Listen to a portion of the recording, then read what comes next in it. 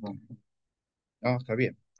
Entonces, hecho este comentario, creo que es bueno como para ponernos en situación. Lo segundo que me gustaría comentar es que... Perdón, sí, sí. ¿Está grabando? Entiendo que sí. A ver, sí. Sí, sí, está grabando. Bien. El segundo comentario que quería hacer es que estos espacios en verdad tienen que ser pensados y vale la pena que 50, 60, 80 personas dediquemos un poco de tiempo a esta actividad, pero focalizados en el pensar y en el hacer. ¿Por qué digo esto? Porque creo que los que estamos acá nos conforma, nos convoca cierto disconformismo, ¿no? Cierta necesidad de decir en la realidad que estamos hay cosas que no están bien y que las queremos cambiar, pero el problema es cómo cambiarla. El problema es si la podemos cambiar. Y el problema también es cómo hacerlo y hacia dónde cambiar. Entonces, creo que el sentido de estas reflexiones tienen que ser esto, el pensar estas cosas, pero también a la vez ser capaces de articularlo rápidamente con el hacer de cada uno de nosotros. Cada uno de los que estamos presentes acá, hacemos cosas en nuestros trabajos, en nuestra militancia, en nuestra participación, en nuestra vida cotidiana.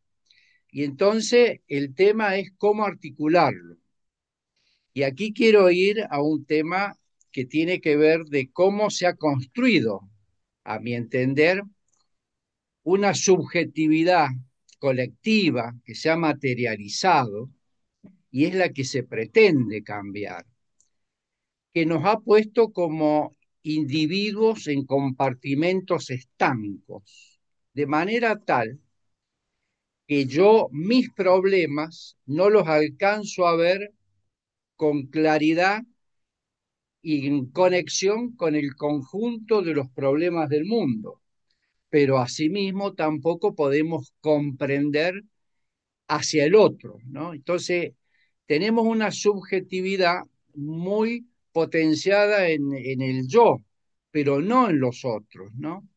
Y entonces esto hay que romperlo. Ahora, romper esto es romper una cultura de 500 años, por lo menos, porque esto se ha construido a partir de un sistema que es el sistema capitalista, que tiene como concreción finalmente hasta dónde se ha llegado a construir el fomento del hedonismo, del individualismo, del materialismo, y en nuestras vidas no entra una creencia de que esto puede cambiarse.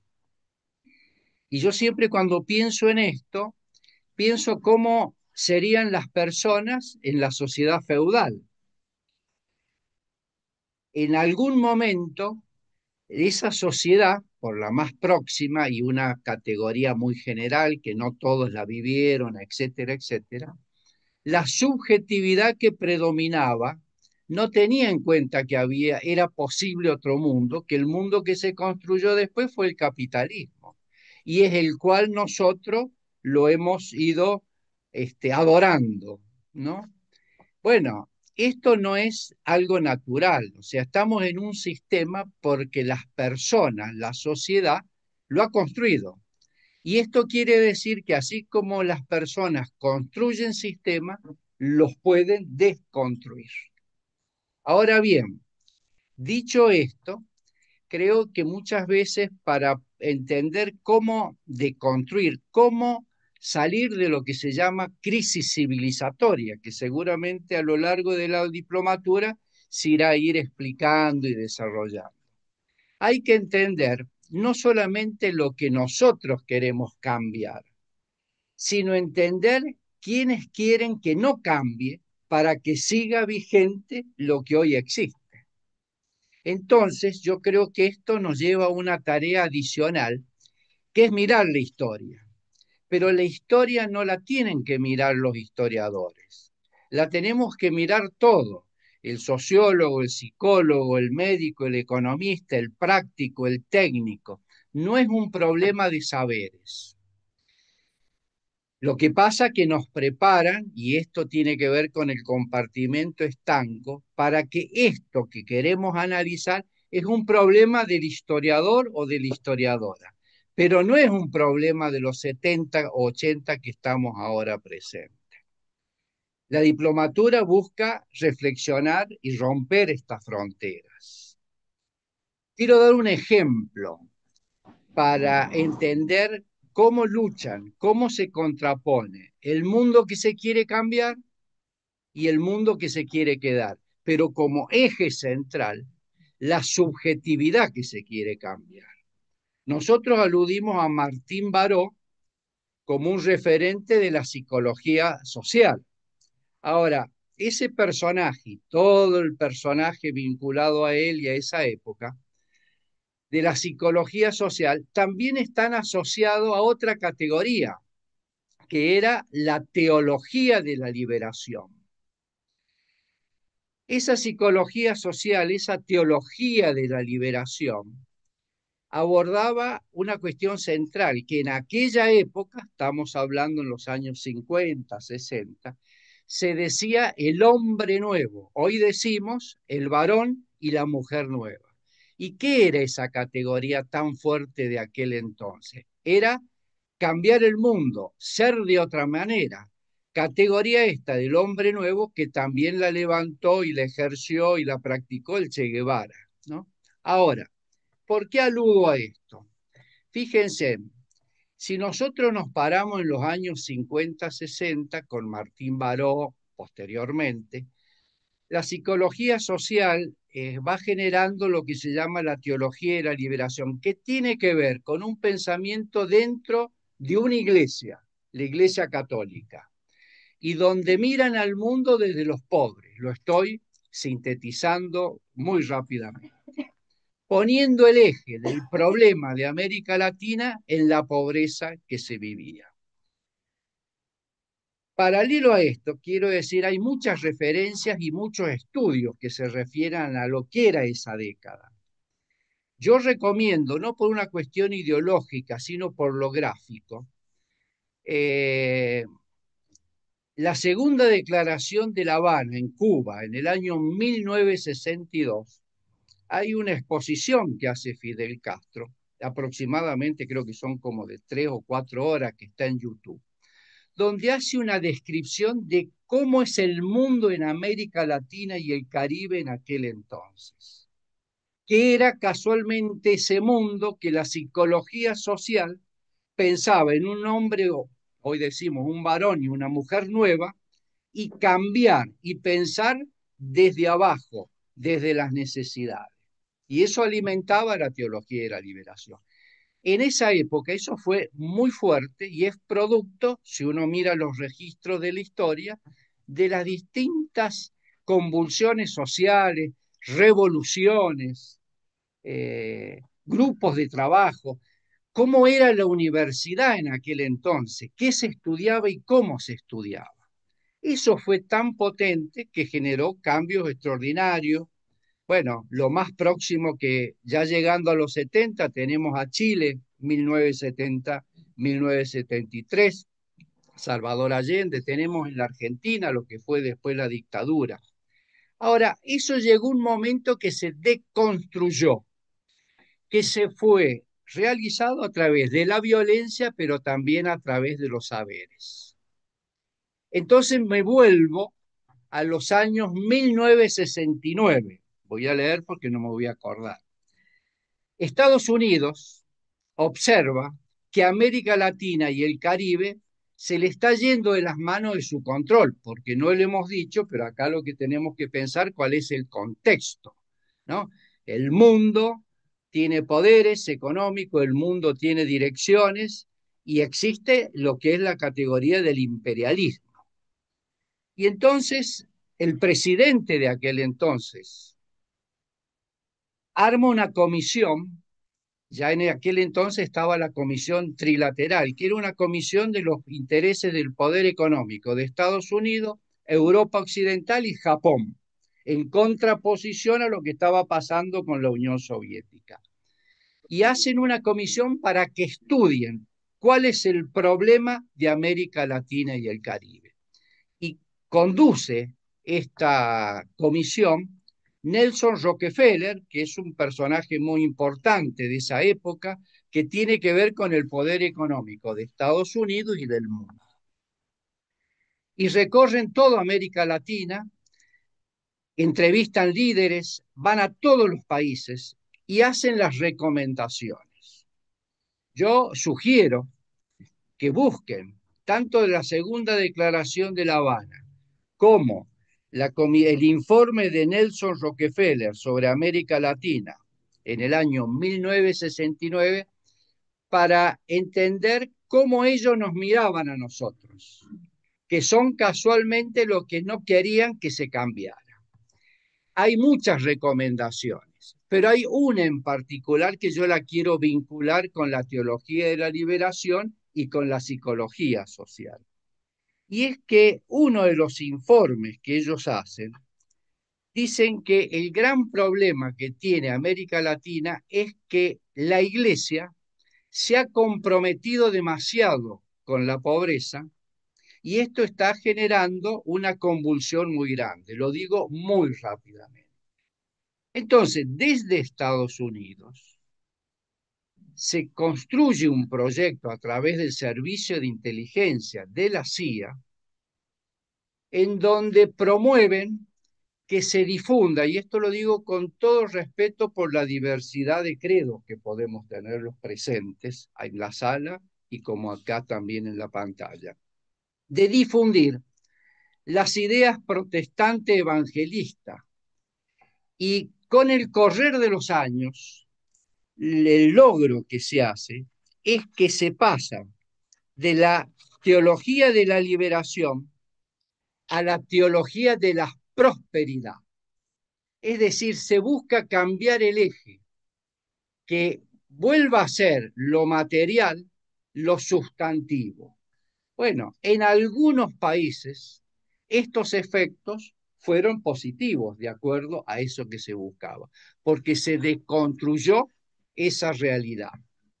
Pongo este ejemplo para que siempre pensemos que cualquier cambio que quisiéramos, que queremos realizar, tenemos que pensar dónde están las contrafuerzas para que ese cambio no se realice. Entonces me parece que esta es una cuestión, pongo con estos ejemplos a la manera de poder hacer un intercambio. Quiero ir concluyendo. Esta diplomatura, y lo que yo estoy diciendo en particular, está pensado no para mirar solamente el pasado, sino a ver cómo pensamos y cómo queremos hacer los próximos 20, 30 años, que son, o 40, que son la vida útil que van a tener ustedes. Cuando digo vida útil me refiero, bueno, a la vida material, ¿no? ¿Por qué tenemos que pensarlo así? Porque pensar es los cambios en el futuro también tiene que entender cómo han sido las historias previas, lo cual no quiere decir que se vaya a repetir. Yo lo puse como un ejemplo porque fue algo extraordinario en América Latina. Quienes vivieron aquella época y luego hay un cambio mediante la violencia y el cambio intelectual del pensar, es extraordinario en el momento en que hoy estamos acá. Por eso las distintas temáticas, ¿no? Una cuestión final. Creo que es muy importante fortalecer los espacios particulares en que cada uno ahonda. Y hay que valorizarlo. Y lo importante de este espacio tan diverso es cómo son las experiencias de los cambios en los distintos países, en los distintos territorios. Eh, Yo lo miro el problema, si se quiere, sesgado desde la economía política, pero la economía política debe comprender cómo está constituida la subjetividad de los sujetos que son los que deciden qué hacer y qué es lo que no hacer. Por eso, Me parece que esta categoría de la liberación es preguntarnos cómo y de qué liberarnos. Y cuando pensamos de qué liberarnos y cómo, está puesto en la diplomatura el eje de nuestra América. O sea, nuestra América no es ajena a nosotros. Sin embargo, nuestra construcción intelectual, universitaria en general, digo, en lo que más uno conoce, en América del Sur. Nosotros miramos más a Europa que nuestra América. Entonces, aquí me parece que hay que revitalizar esto y romper mitos, porque desde el eurocentrismo, desde las grandes burguesías y de los grandes poderes, nos dicen engañosamente que nosotros no somos importantes, que América Latina y el Caribe para Estados Unidos y para Europa es el patio trasero. Y nosotros el problema que tenemos es que muchas veces lo creemos. Sin embargo, Estados Unidos no puede ser potencia si no tiene dominada a América Latina y el Caribe. Entonces, estas cuestiones creo que nosotros las tenemos que entender. Más de uno de los que están en la sala dirá, bueno, pero yo soy psicólogo o yo soy físico, ¿qué tengo que ver con esto? Bueno, yo creo que tenemos que aprender a que todos tenemos que ver con todo y todos podemos aportar algo. Concluyo acá, creo que me excedí unos minutitos, tenía ahí al frente quien me apuntaba.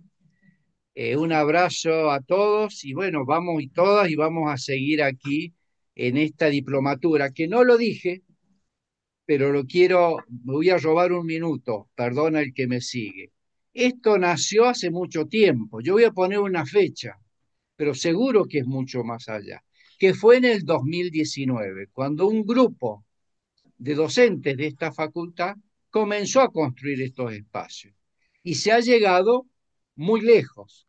Entonces, esto me recuerda a mí a los espacios en el cual uno participa, que es el Centro de Pensamiento Crítico Pedro Paz y la especialización en estudios socioeconómicos latinoamericanos, que son espacios pequeños, pero que sin embargo en 10, 15 años hemos ido logrando un colectivo de 10, 15, 20 personas que cada tanto nos juntamos, construimos espacios y nos permitimos poder estar en este momento compartiendo con ustedes. Hasta aquí llegamos y seguimos conectados todos. Gracias, Enrique. Muchas gracias. Muchas gracias, Enrique. Y qué importante todo esto que planteas. Invitaría a las personas, vamos a seguir con nuestro segundo ponente de hoy, pero invitaría a las personas que tengan preguntas, que quieran hacer comentarios, que nos los vayan anotando en el chat para poder recuperarlos al final. Digo, también habrá, para quien prefiera decirlo, un muy breve espacio para poder decirlo de viva voz, pero si hay preguntas o necesidad de hacer alguna argumentación, que eso nos lo pongan por favor en el chat.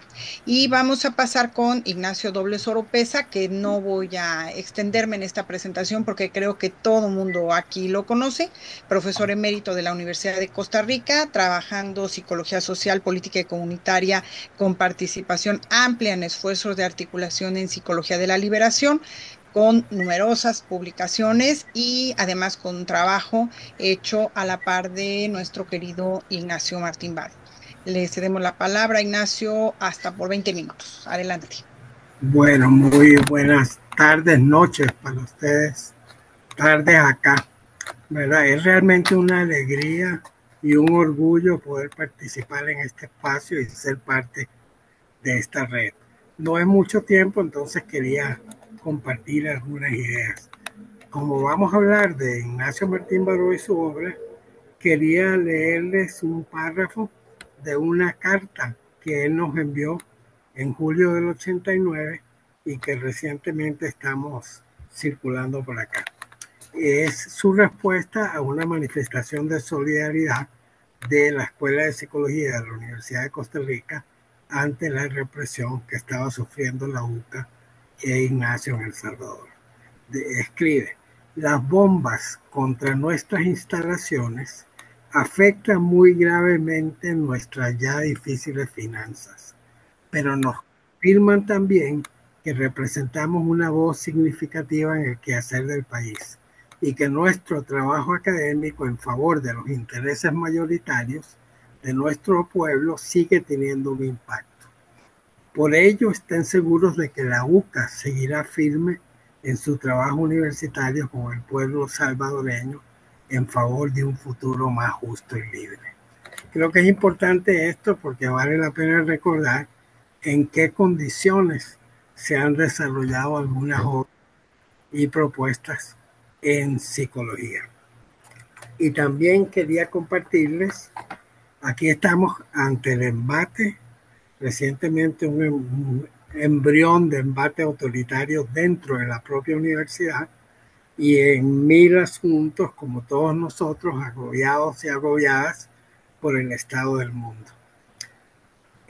Como esto es tan importante para una psicología de la liberación, quisiera leerles uno de los poemas escritos por el compañero y amigo con quien trabajo muy a la par, filósofo costarricense, Edgar Roy Ramírez, que está en estos momentos viendo cómo publicar su segundo libro de poemas sobre Gaza. Y escribía: aunque les roben los sueños, las víctimas tienen nombre.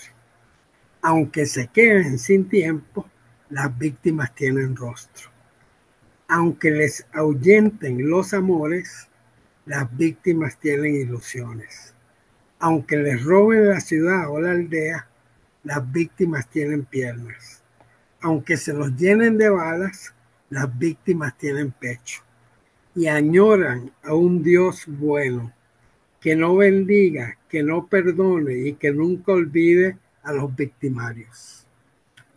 Me parece bueno. Y ya para un poco señalar algunos aspectos de la discusión sobre psicología de la liberación y de las propuestas de Martín Baró, quiero citar muy brevemente al gran compañero Franz Hinkelhammer, con quien también tuve el honor de trabajar aquí en Costa Rica, cuando escribe: nos damos cuenta que quien no quiere el cielo en la tierra produce el infierno.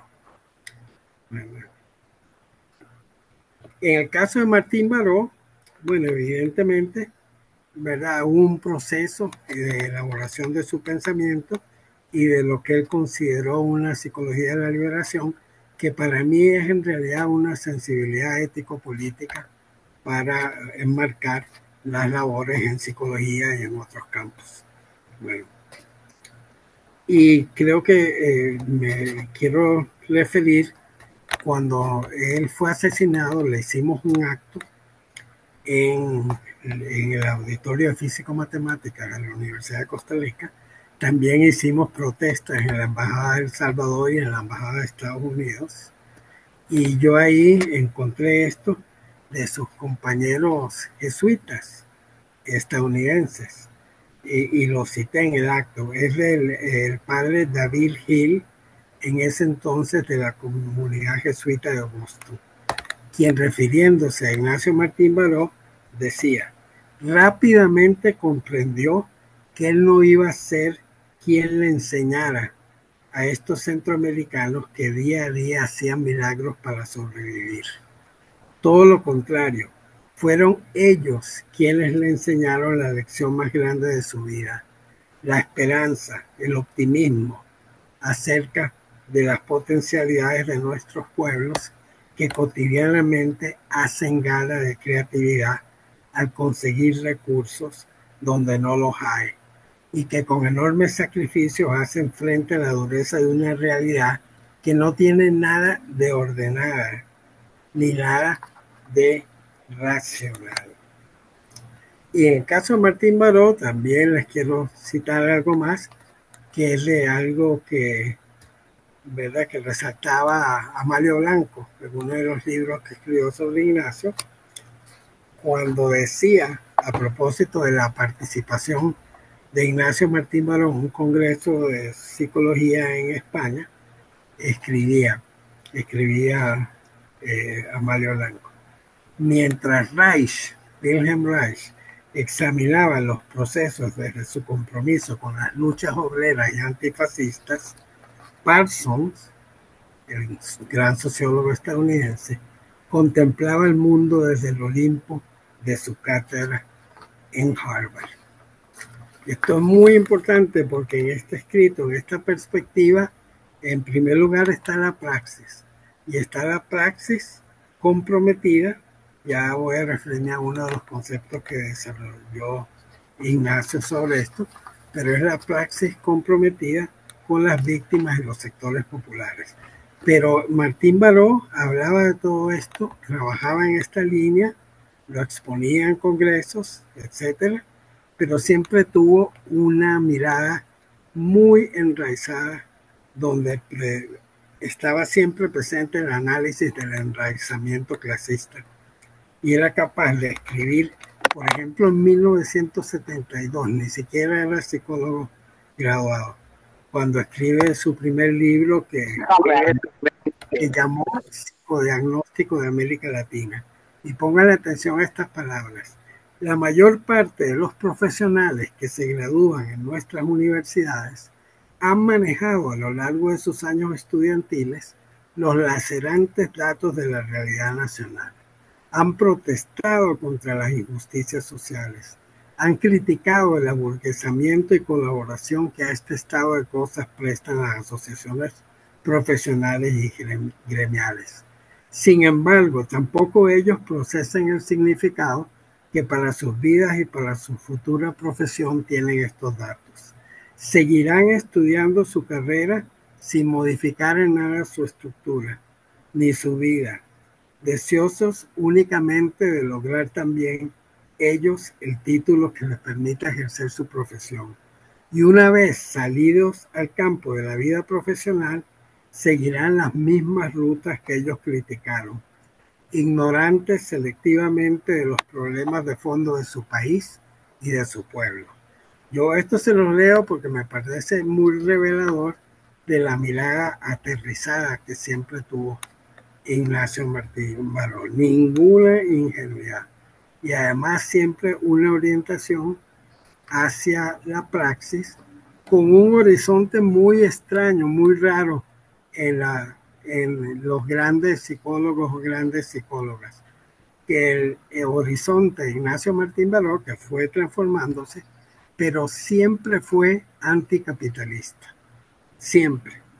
¿Verdad? Y pueden encontrar citas de los años 70, de los años 80, poco antes de morir, en congresos de Colombia, y todos van en ese sentido.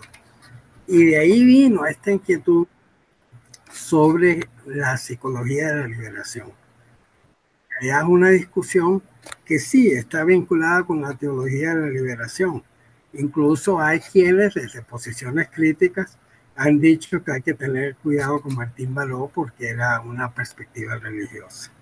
Y yo ahí siempre digo, sí, es el principio de liberación, pero Martín Baró nunca escribió teología. Escribió y trabajó psicología con una perspectiva liberadora. Y esa inquietud que tuvo, que se canalizó en una conferencia en la Universidad de Puerto Rico en 1987, que se titula y se hizo famosa en realidad, Hacia una psicología de la liberación, plantea el gran reto, ¿verdad? El gran reto, digamos, de que una psicología liberadora como horizonte tiene que enfrentar, ¿verdad?, las trampas epistemológicas del hedonismo, del individualismo metodológico, ¿verdad?, de la concepción de que las contradicciones o las luchas sociales son enfermedad, ¿verdad?, o son infantilidad, ¿verdad? Bueno, nada más pensemos en las madres de Plaza de Mayo, que al inicio las señalaban en la dictadura como las locas de Plaza de Mayo, ¿verdad? Es decir, hay que enfrentar esa perspectiva epistemológica, hay que ver desde dónde y con quién se hace psicología, Y hay que, tarea muy importante, decía Martín Baró, insistía una y otra vez, hay que descentrar a la psicología de sí misma. Es decir, que abandone la preocupación obsesiva por estatus social, por ser comparado con la psiquiatría, ¿verdad? Qué sé yo, y centrarlo en los compromisos prácticos y en tareas como la recuperación de la memoria histórica, la potenciación de las virtudes populares, la recuperación de la memoria crítica. Yo sé que hemos tenido ya, ha sido un largo camino y muchísima gente a lo largo de nuestro continente y en lugares como África del Sur, Filipinas, Irlanda, digo, es bastante sorprendente en realidad, han tenido a Martín Baró como uno de sus referentes, ¿verdad? Pero lo interesante de esto es que la psicología, si algo ha hecho, no la psicología que hacemos nosotros, con perspectiva crítica y como los entendemos, sino la perspectiva hegemónica de la psicología, si algo ha hecho es ir para atrás y fortalecer más bien muchas de estas tendencias, ¿verdad? De una psicología sin compromiso, de una psicología que tiene que ser neutra, de una psicología, ¿verdad? Que no puede vincularse con la política. Y todo eso un poco se rompe con estos ejes y este trabajo de la psicología de la liberación, ¿verdad? Yo nada más para terminar, ya estaré con ustedes en el módulo 5 y me apasiona y realmente me motiva mucho. Pero yo quisiera señalarles también que en la línea de Martín Baró ha habido muchos intentos de articulación. En Colombia, en México, en Venezuela, ¿verdad? En Centroamérica. Ha habido muchas frustraciones y ha habido muchos desencuentros. Por mucho tiempo no se encontraban escritos de Martín Baró. Esa era la estrategia de cooptación, es decir, era silenciar una voz que ya habían asesinado, ¿verdad? Pero bueno, eso fue cambiando y en muchos sectores, como uno de sus referentes, surgía la obra de Martín Baró. Pero yo quiero terminar leyéndoles la forma en que yo terminé mi libro de Ignacio Martín Baró, un libro que se llama Ignacio Martín Baró, una lectura en tiempo de quiebres y esperanzas, donde yo también discutía la intención y los intentos de articular una psicología crítica. Y nada más leo los últimos 3 párrafos y con esto termino. Me disculpo no poder estar en las preguntas porque me surgió una situación familiar urgente a la que voy a tener que salir ahora a atender. Pero les leo lo último, dice. Sin embargo, llegando al final de este esfuerzo de interpretación de la obra de Martín Baró, siento que es necesario decir que la influencia de Ignacio Martín Baró en lo esencial no está precisamente ahí, en estos esfuerzos de institucionalización y coordinación, aunque estoy seguro que los hubiera visto con gran simpatía. Tampoco está, sin quitarle la importancia, en el hecho de que su propuesta de una psicología de la liberación haya ganado legitimidad, siendo usada para titular textos producidos en diversos lugares, incluyendo los centros de hegemonía académica, y que incluso se ha enseñado oficialmente en los planes de estudio de algunas pocas universidades. Esto sin duda también es importante. Sin embargo, lo que quiero terminar reseñando es que la vitalidad, el potencial de la perspectiva que he venido discutiendo, resplandece en las tensiones que genera un orden económico social internacional cada vez más excluyente y alienante y en las ansias rebeldes e inconformes que esto puede generar en sensibilidades que se muevan en campos afines a los que he señalado. Esto estremece, incomoda sin duda a marcos académicos y profesionales que apuestan al conformismo, al cientificismo y al quietismo cívico. Ante esto, quienes sí se inquieten, quienes sí se sientan movilizados o movilizables en sus condiciones concretas, en función de luchar por mayor justicia, utilizando, refinando y revisando su saber académico y profesional, en, seguirán encontrando en las perspectivas y en las experiencias de una psicología de la liberación, parafraseando al gran psicólogo social anarquista español Tomás Ibáñez, seguirán encontrando en toda esta perspectiva municiones para disidentes. Eso es. Muchas gracias.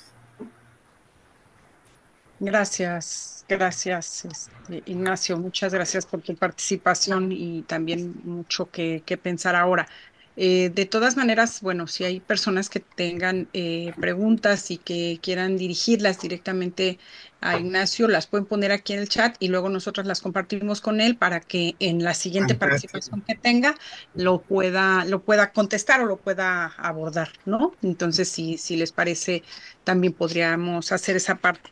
Y bueno, ahora también, si alguien quisiera preguntar de manera directa o participar algún comentario, podríamos dedicar a estos 5 minutos.